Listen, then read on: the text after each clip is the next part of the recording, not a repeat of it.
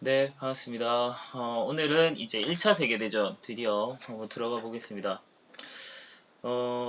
인류 최대 그리고 최악의 전쟁이라 할 수 있는 1차 세계대전 그리고 이어지는 또 2차 세계대전까지 쭉 한번 가볼 텐데 일단은 우리 1차 세계대전을 보고 그 다음 러시아 혁명, 그 다음 2차 세계대전 이렇게 하면 우리 끝납니다. 얼마 안 남았어요. 좀만 더 힘냅시다.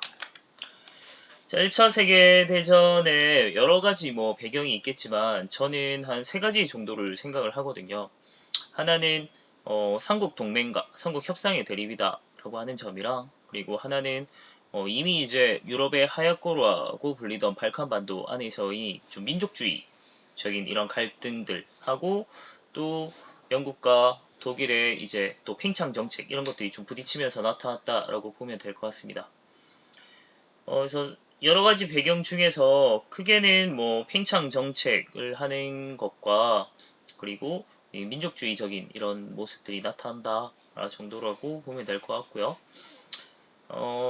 당시 이제 우리 제국주의 봤을 때 식민 지배를 별로 하지 않았던 독일 같은 경우가 제가 생각할 때는 식민지보다는 이제 유럽을 정복하는 게 목적이었던 것 같아요. 독일은. 그래서 힘을 계속 키우고 있었고 당시 이제 또 마침 바로 옆에 붙어 있었고 그리고 유럽 내에서 최강의 육군을 다투던 이 독일하고 이제 경쟁을 하면서 독일이 프랑스를 고립시킬 목적으로 다른 오스트리아, 헝가리와 이탈리아 이렇게 같이 이제 삼국 동맹이란 걸 맺게 됩니다. 독일이 이제 팽창 정책을 추진하고 있는 거죠. 자, 이에 맞서서 프랑스가 독일 너무 버거워요. 힘도 여러 가지 애들이 뭉쳤고 그래서 이 독일을 견제하기 위해서 독일이 당시 이제 해상력을 키우고 있었거든요. 해군을. 그래서 그걸 이제 영국이 아주 좀 못마땅했죠. 그래서 이걸 영국을 끌어들여 가지고 영국 프랑스가 손을 맺었고 또 이제 러시아까지 또 독일이랑 근처에 있기 때문에 요 독일을 팽창 견제하기 위해서 세 나라가 뭉쳤습니다. 요걸 삼국 협상이라고 해요. 이런 식으로 이제 좀 대립이 나타나고 있던 상황에서 사실은 전쟁이 훨씬 더 촉발되기 좋았던 곳이 요 발칸반도였는데 발칸반도는 이미 요 세계대전 이전부터 이런 민족주의랑 관련해서 독립전쟁 이런 것들이 굉장히 많이 나타나고 있었어요. 그러니까 실제로 막 전쟁이 굉장히 많았고 그래서 유럽의 하약고라 불리던 곳입니다. 여러 이제 슬라브 계통의 여러 민족들이 있었는데 그들이 이제 오스만 제국으로부터 이제 독립을 하기 위해서 민족주의적인 활동, 독립운동이 막 많이 일어나요. 자, 그걸 이제 지원을 했던 것이 바로 러시아. 러시아도 슬라브 계통이죠. 그래서 범슬라브주의와 그리고 요거에 맞서는 이제 오스트리아, 헝가리, 그리고 독일 이렇게 이어지는 범게르만주의가 대립이 나타나고 있었다. 그리고 또 한 가지 삼시 영국의 삼시 그리고 독일의 삼비 정책이 결국은 부딪히게 됐다라고 생각을 하면 될 것 같아요. 영국의 삼시는 카이로, 그러니까 이집트의 카이로죠. 남아공의 케이프타운, 인도의 콜카타. 요걸 이게 세 개를 잇는 확장 정책입니다. 삼시. 독일 같은 경우는 서서히 이제 진출을 하죠. 베를린부터 시작해서 비잔티움 그리고 바그다드 이렇게 이제 점차 팽창해가는 삼비. 삼시, 삼비는 다 앞에 알파벳 딴 겁니다. 그래서 부딪히게 됐는데 이게 실제적으로 힘을 막 경쟁을 하고 있었지만 전쟁까지 이어지게 된 촉발시켰던 사건은 전 사라예보 사건이라고 생각해요. 그래서 이거를 전 세계대전에서 엄청 중요한 사건이라고 생각을 하거든요. 사라예보란 곳은 이제 보스니아의 수도입니다. 보스니아의 수도였고, 요게 왜 하필 뭐 보스니아냐, 사라예보냐 얘기를 하면, 당시 이제 오스트리아 헝가리가 이제 확장을 한다면서 이쪽 보스니아를 강제로 합병을 시켜요. 근데 이 보스니아 지역을 아주 호시탐탐 노리고 있던 것이 바로 세르비아였거든요. 그래서 이거에 반발했던 세르비아가 이제 좀 결국은 대립이 일어나다가 오스트리아 헝가리 황태자 부부가 요 사라예보에 이제 어, 보러 왔을 때 내방을 했을 때 요 세르비아 민족주의자였던 프린치프라고 하죠. 프린치프라고 하는 19살 이제 민족주의자인데 이 사람이 이제 총으로 암살을 했습니다. 이 사건 때문에 오스트리아 헝가리가 세르비아에 선전포고를 하게 됐고요. 황태자가 죽었잖아요. 그러니까 당연히 오스트리아 헝가리는 가만히 있을 수 없죠. 그래서 선전포고를 하게 됐는데 사실은 요 이면에는 독일이 이제 지원을 하겠다라고 얘기를 했고, 그래서 오스트리아 헝가리가 선전포고를 먼저 때렸습니다. 자, 그러니까 러시아가 세르비아를 지원하겠다 이렇게 하고 나서게 됐고요. 그런데 M1 이제 독일이 갑자기 이때다 싶어가지고 러시아랑 프랑스에 선전포고를 하고 바로 벨기에에 침략해버립니다. 자, 그런 상황에서 이제 가만히 두고만 볼 수 없었던 영국까지 참전을 했고요. 근데 여기서 좀 재밌는 게 이 영국의 참전을 막으려다가 독일이 어마어마한 실수를 하게 되는 거죠. 자, 여기 이제 사라예보 사건. 초기에는 독일이 당연히 주도권을 장악했습니다. 굉장히 철저하게 준비를 많이 해왔고요. 그랬는데 자기들의 생각은 프랑스를 빨리 제압을 하고 그 다음 이제 러시아로 가야겠다라고 생각했으나 생각보다 프랑스가 아주 끈질기게 저항을 했고요. 그래서 전쟁이 되게 장기전화됐어요. 그러니까 독일 입장에서는 좀 빨리 프랑스를 점령을 해놔야 다시 이제 러시아로 갈 때 자기들이 좀 뒤가 두렵지 않은데 양쪽에 적을 두게 된 상황이 된 거죠. 이러면서 이제 막 영국도 참전하고 하면서 세계대전으로 확대된 상황입니다. 그때 이제 독일이 이제 이 영국 그 해상력을 바탕으로 하니까 이 해군을 좀 봉쇄하려고 해상을 봉쇄하기 위해서 무제한 잠수함 작전이라는 걸 하거든요.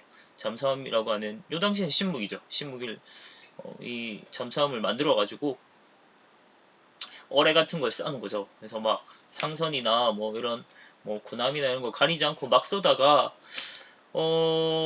독일은 아마 생각을 못했을 것 같은데 영국의 상선을 팍 맞췄는데 하필 거기 안에 많은 미국인들이 타고 있었던 거죠. 그래서 미국 국민이 막 죽게 되니까 여태까지 중립을 지키고 있던 미국이 참전을 드디어 하게 됩니다. 요거 때문에 전세가 완전히 그냥 뒤집혔어요. 그래서 승리로 하게 됩니다. 그래서 연합국이 승리하게 되는 건데 이게 이제 참 아주 제가 생각했을 때는 미국이 아주 전략적이었죠. 중립국 하게 되면서 양쪽의 무기, 막 군수물자나 이런 것들 다 팔아먹고 하다가 마지막 이제 참전하게 되면서 승전국이 되는 아주 참 전략적인 판단이었던 것 같습니다. 자, 전쟁의 종결은 뭐 미국의 참전 뭐 이런 것도 있지만 여러 가지 복합적인 사실은 이유들이 있죠. 당시 이제 전쟁 중에 러시아에서 이제 혁명이 일어나면서 독일과의 전쟁을 중단하기로 했고요. 다음에 그건 이제 우리 러시아 혁명할 때 한번 보겠습니다. 레닌 뭐 등장하고 합니다. 다음 오스만 제국과 불가리아가 버티지 못하고 동맹국을 탈퇴하고 항복을 선언해버려요. 이제 마지막 남았던 독일도 갑자기 독일 내에서 혁명이 일어납니다. 그래서 임시정부, 나중에 바이마르 공화국이라고 하는데 연합국의 항복을 선언하게 되면서 전쟁은 종전이 돼요. 이렇게 이제 마무리가 됐는데 1차 세계대전의 특징을 좀 생각을 해보면 총력전이라고 합니다. 그러니까 모든 걸 다 쏟아부었다라고 생각하면 돼요. 그래서 그만큼 피해가 어마어마하게 컸던 아주 참 인류에 있어서 아주 안타까운 역사고요. 그다음 선전전 이런 것들이 많이 동원이 됐습니다. 그리고 신무기의 등장. 사실은 뭐 인류가 과학이나 이런 게 발달할 때 전쟁 때문에 많이 발달해요. 그러니까 서로 이기기 위해서 새로운 무기나 이런 것들 막 만들고 하다가 실험하고 하다가 새로운 막 과학적인 뭐 발명이나 이런 것들이 막 나타나기도 하거든요. 근데 우리가 생각할 때 이때 신무기의 등장은 별로 아주 인류에 있어서는 아주 힘든 얘기죠. 전차나 뭐 독가스, 잠수함, 비행기 이런 것들이 등장하게 되면서 훨씬 이제 대량 살상 무기가 등장을 했다라고 생각하면 돼요. 특히 뭐 화학전 같은 것들이 나오게 되면서 정말 짧은 시간 안에 많은 사람들을 순식간에 몰살시킬 수 있는 그런 것들이 막 등장하게 되는 거잖아요. 그래서 아주 참 그만큼 피해가 컸다라고 좀 생각을 해야 될 것 같습니다. 그래서 1차 세계대전에서 군인들, 양쪽 군인들의 수만 해도 한 1000만 명 이상 죽은 걸로 보고요. 하지만 그보다 더 이상의 이제 민간인들의 피해자들이 훨씬 많았다라는 거죠. 실종자 이런 사람들도 너무나도 많고요. 피난 가고 막 하면서 그래서 정말 피해가 막심했던 것이 이 엄청나게 컸던 것이 1차 세계대전 생각을 해야 될 것 같습니다. 자, 그리고 유럽 열강에 국제사회 주도권을 상실하게 돼요. 그러니까 그 이전까지 유럽이 완전히 세계를 지배하고 있었는데 자기들끼리 본토 안에서 전쟁이 일어났잖아요. 그래서 그만큼 전쟁이 일어나는 동안 엄청나게 황폐화됐겠죠. 모든 것들이 다 부서졌을 거 아닙니까? 그래서 그러고 막 경제나 이런 것도 다 올스톱이죠. 농사나 이런 것도 다 안 되니까 제대로. 그래서 유럽이 완전히 힘이 떨어진 상황에서 이때 강대국으로 성장을 하는 것이 바로 미국과 일본입니다. 와, 아주 참, 네. 미국 같은 경우는 뭐 유럽의 군수물자를 계속 수출해 왔었고요. 그리고 마지막 막판에 이제 참전하게 되면서 전후 정승국이 됐죠. 그리고 전후 유럽의 복구 비용을 전부 다 미국이 빌려줘요. 그러면서 엄청난 초강대국으로 성장을 했고 여전히 세계 1위의 경제대국으로 성장을 하게 됐죠. 일본도 마찬가지였는데 이때 전쟁 중에 동아시아 내 이제 유럽의 이권들을 유럽이 신경 쓰지 못하잖아요. 이런 것들을 일본이 차곡차곡 야금야금 다 먹어갔고요. 자국의 상품을 막 수출하게 되면서 유럽이 경제가 안 들어가니까 그러면서 일본이 엄청난 또 마찬가지로 일본도 전후 전승국이 됐습니다. 그래서 이걸 바탕으로 엄청나게 발전을 했고 세계 5대 강국 유엔 상임 이사국까지 오르게 됐죠. 그 바탕이 바로 이때였다라고 봐도 될 것 같아요. 그리고 이제 일본 같은 경우 한 90년대 한 중반 이때까지만 해도 세계 경제 2위였거든요. 그래서 그만큼 발전할 수 있었던 건 이 두 나라가 딱 교묘하게도 이렇게 딱 겹치잖아요. 1, 2위 하는 게. 그래서 이 전쟁으로 어마어마하게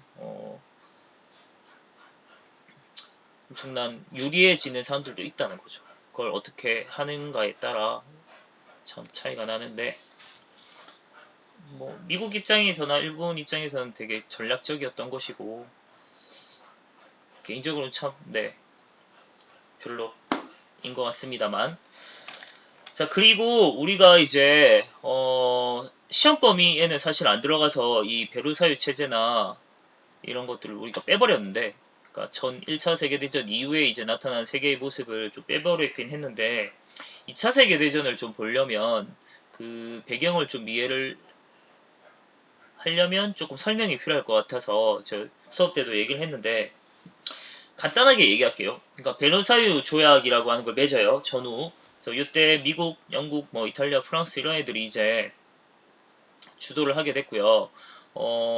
철저하게 전승국들의 유리한 이제 체제였다. 그래서 패전국들은 아주 이제 엄청 불리하게 나타나는 체제였다고 보면 되는데요. 그 중에서도 당연히 엄청나게 견제를 많이 한 것이 바로 독일이거든요. 그래서 독일 같은 경우가 좀 보면 영토의 한 10% 정도를 잃게 됐고요. 그리고 해외 식민지, 모든 식민지를 포기하게 됩니다. 그리고 또 군비도 제한이 걸려요. 그러니까 뭐 방어할 수 있을 정도의 군대만 보유할 수 있게 육군은 딱 10만 그리고 해군은 1만 5천 정도로 제한을 했습니다. 그리고 경제적으로 이제 엄청난 배상금을 지급을 했는데 200억 마르크를 이제 즉시 지급을 했어요. 제가 이거 환산해 보니까 한 12조 정도 됩니다. 우리나라 돈으로. 그리고 1,300억 마르크를 더 이제 분할로 지급을 하도록 했어요. 이거는 이제 한 78조 정도 되니까 진짜 어마어마한 돈이죠.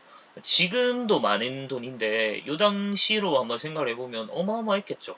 그래서 이런 엄청난 배상금을 독일이 이제 지게 됐고 많은 부분에 있어서 굉장히 불리했죠. 제가 일부만 얘기한 건데 그러니까 독일 국민들의 불만은 진짜 어마어마했던 겁니다. 그래서 이런 게 사실 바탕이 돼서 결국은 이제 히틀러의 등장까지 이어진다라고 보면 돼요. 왜 이렇게 독일 국민들이 히틀러란 그 어찌 보면 미친 사람 같잖아요. 이 사람들에게 아주 광적으로 지지를 했는가라고 하는 걸 이런 데서 좀 알 수 있을 것 같습니다. 여기까지.